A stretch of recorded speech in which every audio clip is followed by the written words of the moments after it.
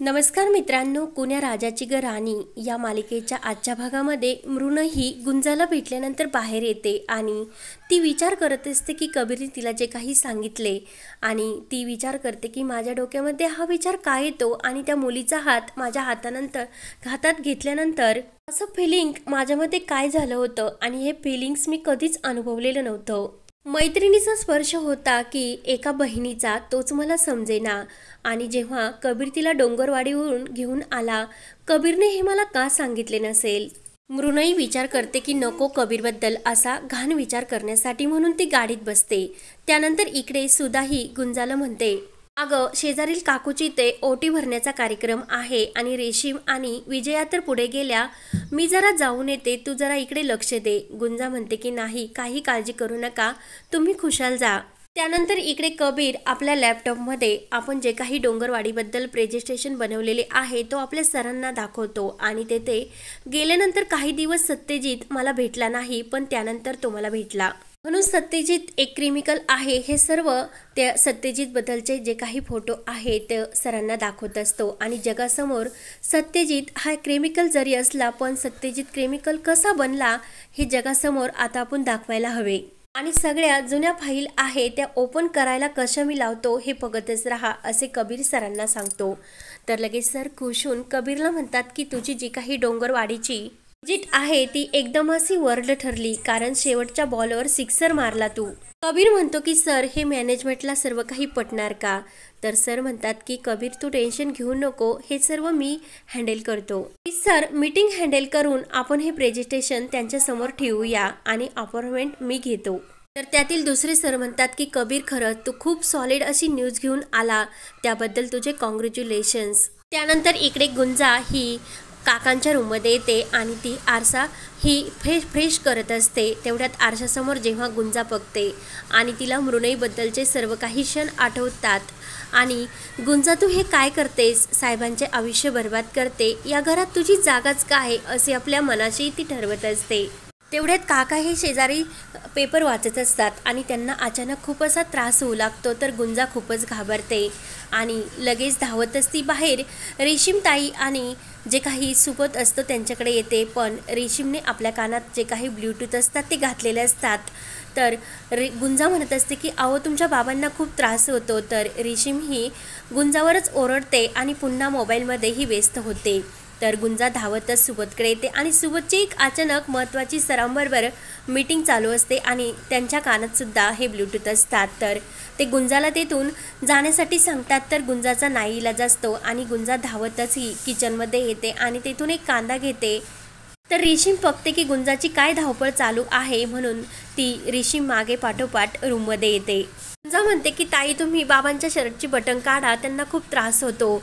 तर लगेच रेशीम म्हणते की बाजूला हो आणि सुबोधला बोलव, तुला हे गावठी उपचार कुणी करण्यासाठी सांगितले होते, तू चुकीचे औषध बाबांना दिले, मी तुला या बदल्यात पोलिसात सुद्धा पाठवेल। तेव्हा रेशीम म्हणते की तू सुबोधला बोलव। तेव्हा सुबोधला आवाज ऐकू येतो आणि लगेच सुबोध धावतच येतो आणि रेशीम म्हणते की बाबांचे औषधं कुठे आहेत? तर सुबोध म्हणतो की थांब मी आईला फोन करतो आणि सर्व विचारतो। तेवढ्यात विजया, मधू आणि कविता ह्या आलेल्या असतात आणि ते सर्व दृश्य बघून विजया आणि सर्वजण खूपच घाबरतात। विजया म्हणते की अहो तुम्हाला काय झाले, म्हणून त्या काकांना पाणी पिण्यासाठी देतात। तेव्हा रेशीम म्हणते की आई बरं झालं वेळेत बाबांना हा संकट टळले, कारण त्यांना फिट येत असते आणि ही गुंजा आहे ना त्यांना काहीतरी गावठी औषध देत होती। गुंजा म्हणते की अहो मी फक्त किचनमधून कांदा आणला आणि त्याचा वास त्यांना दिला, जेव्हा आमच्याकडे असा वेळ का कुणाला लागतो ना तेव्हा कांद्याचा रस असा देत असतात। तर मधू म्हणत असते की गुंजा बरं झालं तू योग्य वेळी हे सर्व केलं, तू तरी इथे हजर होती। तर कविता म्हणते की खरंच थँक्यू गुंजा, आज तू खरंच खूप मोठे काम केले। तेव्हा सुबोध सुद्धा गुंजाला सॉरी बोलतो, अगं तू मगाशी सांगायला आली होती पण मी ऑफिसच्या कामामध्ये बिझी होतो, त्यामुळे मी तुझं काही ऐकले नाही। तेव्हा विजय ही रेशीमवरच ओरडते, बाबांना इतकी मोठी फिट आली आणि तुझे लक्ष कुठे होते, तुला यांच्याजवळ थांबण्यासाठी सांगितले होते आणि वरून तू गुंजाच्याच कौचळक्या करते का? रेशीम चिडते आणि पदोपदी तुम्ही या घरात माझी काय किंमत आहे हे मला दाखवून द्या, तुम्हाला 4 दिवसाची ही मुलगी जवळची वाटते। तेव्हा सोबत सुद्धा रेशीमवर ओरडतो आणि ताई तू हे मुद्दाम का करतेस? आज त्या मुलीमुळे बाबांचं हे संकट निभावलं आणि तू वरून तिच्यावरच का ओरडते? स्वतःच्या पलीकडे जाऊन एकदा विचार तरी करत जा. तेव्हा मधू सुबोधला शांत करते आणि गुंजाचे कुटुंबाच्या वतीने आभार मानते. तेव्हा विजय सुद्धा गुंजाजवळ येते आणि गुंजाला म्हणते की गुंजा खरंच तुझे आभार कसे मानू ग, आज तू जर नसती तर काय वेळ आली असती. तर लगेच रेशीम रागाने तेथून निघून जाते. विजय म्हणते की जाऊन दे तिला आणि मधू विचारते की गुंजा आज तुझ्या गोडीचं काय बनवू, काय आवडते तुला गोडसं? कविता म्हणते की गुंजा सांग तुला काय आवडते ते, आज तुझ्या आवडीचेच बनेल. तर गुंजा सांगते की जे काही भाकरीचे आव नसते का ते, तर काहीच समजत नसते कुणाला की गुंजाला नेमकं काय म्हणायचे असते. तेव्हा गुंजा सांगते की बाजरीचं जे काही पीठ असतं ना ते तुपावर असं भाजायचे असते आणि ते भाजल्यानंतर त्याच्यामध्ये गूळ आणि जे काही हे असते ते घालायचे असते. तर लगेच विजय म्हणते की अगं आपल्या भाषेत लापशीच म्हण की.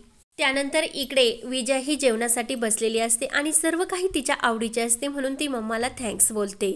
तर लगेच जे काही हे मृणईचे वडील असतात तर ते मृणईला म्हणतात की अगं ते आपल्या शेफने केले मग तू त्यांनाच थँक म्हण. तर मृणई सांगू लागते की बाबा आज मी जेव्हा कबीरच्या घरी गेले तेव्हा मला ती मोलकरीण भेटली. तर लगेच जी काही माया असते ती म्हणते की हॉट अजून कबीरने त्या मोलकरीणला कामावरून काढून टाकले नाही का? सर्वेश विचारतो की नेमकं काय ते मला समजेल का? तर लगेच माया म्हणते की आपल्या मृणईने कबीरसाठी 1.5 लाखाचा मोबाईल दिला आणि त्या मुलीने तो पाण्यात टाकला. मला हे समजल्यानंतर मी तुझ्या बहिणीला फोन केला आणि त्या मोलकरणीला कामावरून काढून टाकण्यासाठी सांगितले होते, पण अजून तिने माझं काहीही ऐकलेलं नाही. माझ्या शब्दाला तेथे किंमतच नाही असे माया म्हणत असताना सर्वेश म्हणतो माझ्या बहिणीचं नाव हे मधू आहे. तर लगेच माया त्यांना फोन लावण्यासाठी सांगते. तर लगेच सर्वेश म्हणतो की वाटेल तेव्हा फोन करायला आणि त्यांना त्यांचे हक्क सांगायला. तू त्यांची काही ही खाजगी प्रॉपर्टी नाही, ते आपले व्याही आहेत, नाती असतात, वस्तू नाही. आपल्या मनाला वाटेल तेव्हा त्या मोडून टाकण्यासाठी.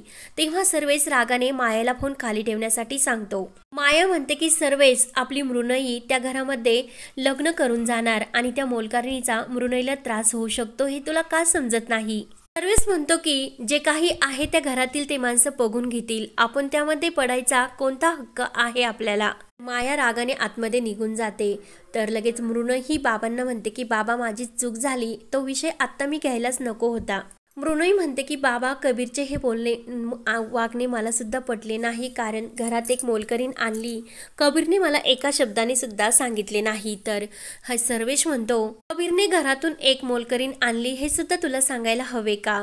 तर मृणई म्हणते की बाबा त्यानेच ती मोलकरीण डोंगरवाडीवरून घेऊन आला. तेव्हा डोंगरवाडी म्हटल्यानंतर सर्वेशला त्याचा भूतकाळ आठवतो, कारण जी गुंजाची आई असते तर सर्वेश आणि त्यांचे प्रेम असते आणि गुंजा ही सर्वेशची मुलगीच असते.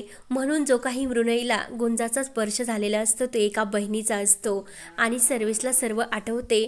तो विचारतो की मृणई तिचे नाव काय? तर मृणई सांगते की गुंजा.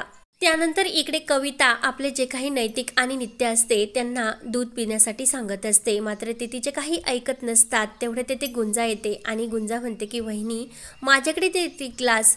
तर गुंजा आपले ग्लास हातात घेते आणि नैतिक आणि नित्याला ती घाबरत असते. तेवढ्यात तेथे रेशीम येते आणि रेशीम म्हणते की काय ग गुंजा का घाबरतेस आमच्या बाळांना? आणि रेशीम ती जे काही चोकोबारची डब्बी असते ती घेते आणि त्या दुधात ते चोकोबार हे मिक्स करते आणि आता चॉकलेट मिल्क तयार झाले आहे म्हणून रेशीम ते नैतिक आणि नित्याला प्यायला देते.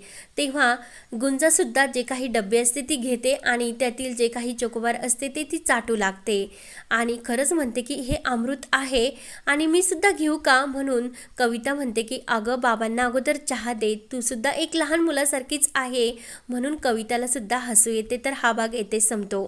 तर पुढील भागामध्ये गुंजा ही फोनची डायरी उचकत असते आणि विचार करते की माझा बाचा सुद्धा फोन नंबर यामध्ये असेल का?